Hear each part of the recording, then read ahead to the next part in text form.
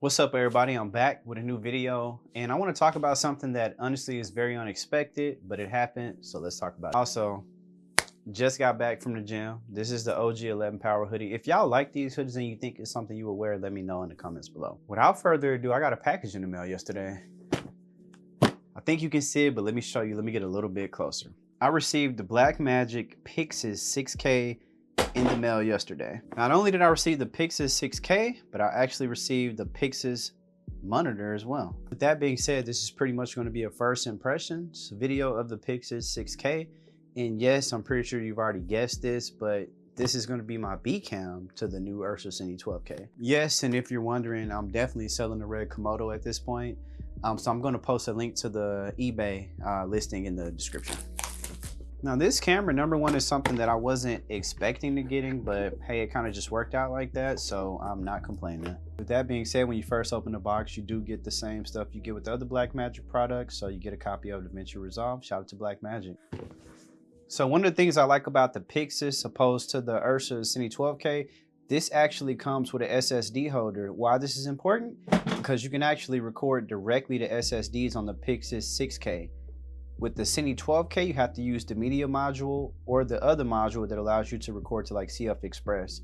But on Pyxis, you can record directly to SSD, similar to how you could on the old Pocket 6K. So here's the actual camera. I chose to get the L mount version of this camera. Here's the top of it. At first glance, honestly, this looks and feels like a mini Cine 12K. Literally the same design, but basically just mini. Here's the side. This is where you can put the SSD or even like a module. Of course, you can put top handles and all that. As I said, I chose to go with the L mount version. Now, one of the reasons I wanted the L mount version is just because this is going to be, you can pretty much adapt it to anything. Here's the back of the camera as well. So as you can see, you can record to CF Express or you can record directly to SSD on here.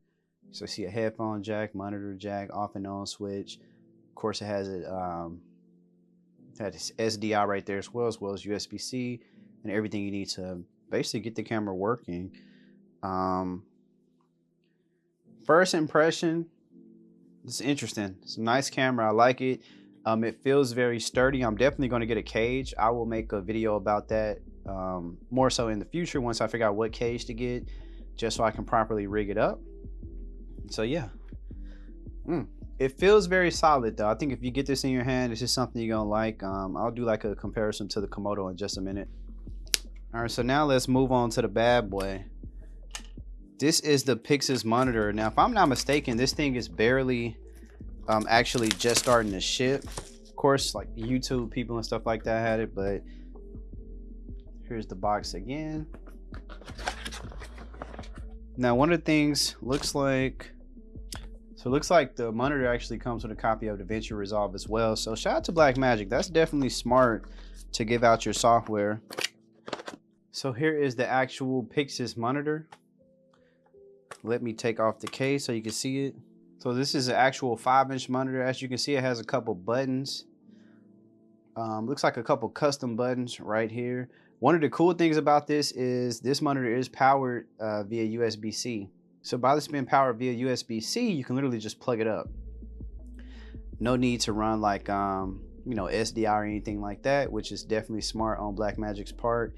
It actually has a couple mounting options right there as well. So just in case you kind of want to rig it like maybe to the side or something like that, using like one of those RA rosettes. So one of the cool things about this monitor, you can actually control the camera 100% from the monitor. So it'll work just like the monitor on the side and even like the Cine and all that good stuff as well. Of course, it has the built-in like sunscreen. So that's cool as well. As we all know, seeing outside is definitely a challenge. All right, so as you can see, I got both in my hand right here. I guess one of the first things I noticed, this monitor doesn't come with any sort of cables. So you do need to get your own USB-C cable, but I mean, I'm pretty sure probably any one of them could work. So you should be fine there. Aside from that, let's go ahead and do a size comparison with the Red Komodo. So number one, remember I actually have the outrigger handle on the Red. Let's kind of look at them from this view first. So as you can see, the Blackmagic camera is longer than the Red.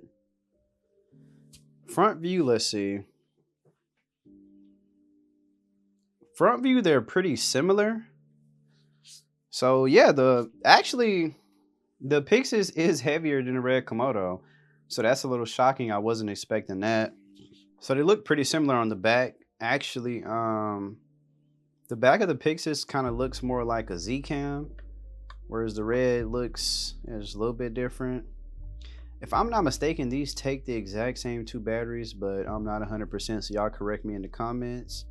Both of these cameras feel extremely solid. I would definitely say, I mean, just first impression, yeah, if I'm looking to buy a new camera and it's out of like a smaller camera like Z-Cam, Pyxis, or anything like that, I'm probably going to go with the Pyxis or the Z-Cam. Those are probably going to be my 2 options that I recommend. I mean, especially if you're looking at price and performance.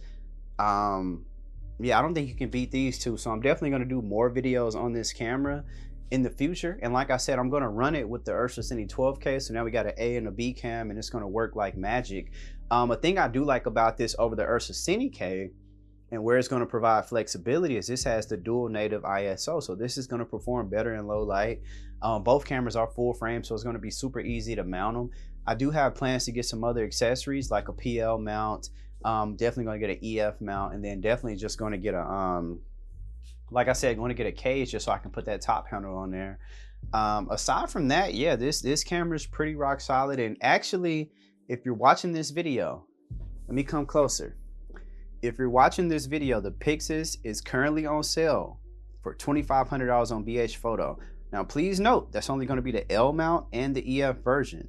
Now, keep in mind, if you get the L mount version, you can easily adapt it to PL. I believe you can do it on EF, but the L mount is going to be the most flexible lens mount available for this camera. That's the one I'm going to recommend. Aside from that, like I said, I'm going to talk more about this camera in the near future. I just want to do a quick unboxing, kind of first impression. Aside from that, like I said, if you've been on the market to get a Pyxis, it's currently on sale. So this is what you want to get. Go ahead and hop on BH Photo. Like I said, $2,500, full frame, 6K. Like, yeah, you can't beat it. So with that being said, peace, and we'll talk about this more in the future.